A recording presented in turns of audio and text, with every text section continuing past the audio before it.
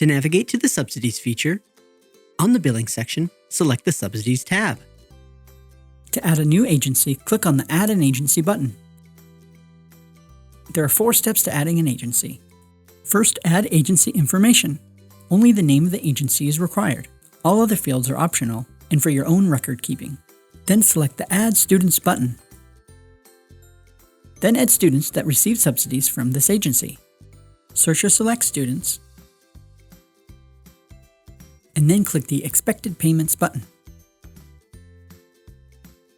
Next, add the expected payments and payment interval for each student. This selection is not required and can be filled out later. To fill out this section, the payment interval and expected amount are required fields, while subsidy start and subsidy end dates are optional. Payment intervals include weekly, bi-weekly, and monthly. Enter the amount you're expecting for each student under Expected Amount.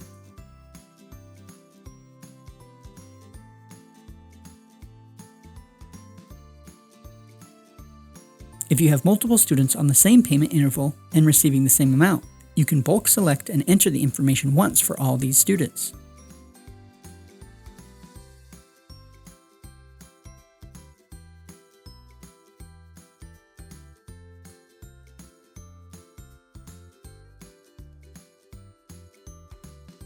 Lastly, review and confirm the agency you're trying to add. If anything doesn't look right, click on the edit icon to return to that step. If everything looks great, click Create Agency. Once you've set up one or more agencies, the Subsidies homepage will display all agencies and top-level information as tiles toward the top of the page. Under the tiles, the homepage will display a running ledger of student balances. To record a payment, click on the Select an Action button, then select Record Payment. Enter received payments for the relevant students and payment period. In this example, the center has received $750 in subsidies from the Westward Agency for the month of June. To start, enter the total amount of payment received from the agency at the top.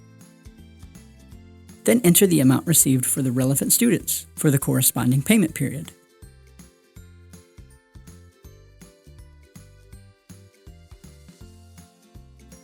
A difference is generated if there is a discrepancy between the amount owed and amount received. An action dropdown will also appear, where you can select 3 different options: Accept Difference, Recoup from Agency, or Charge to Parents.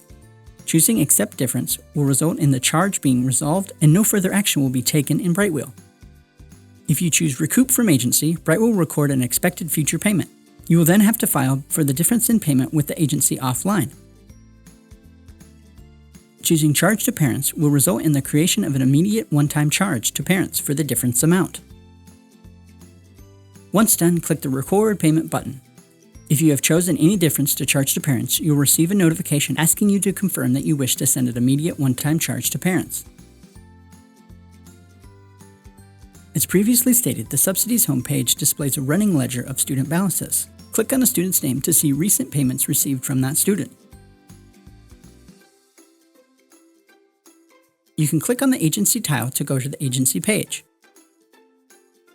Here you'll see a summary that includes current total balance due, amount received to date, and amount expected to date. The agency page will also display upcoming payments listed by students, as well as posted transactions which can be filtered by date, room, or directly searching for the student. The parents page will only show the portion of subsidy copay that they are responsible for, as well as any difference if the admin has selected the action Charge to Parents. This page will not show the amount of subsidies expected, nor the actual amount received from the agency. If you have any questions, please contact us at support@mybrightwheel.com.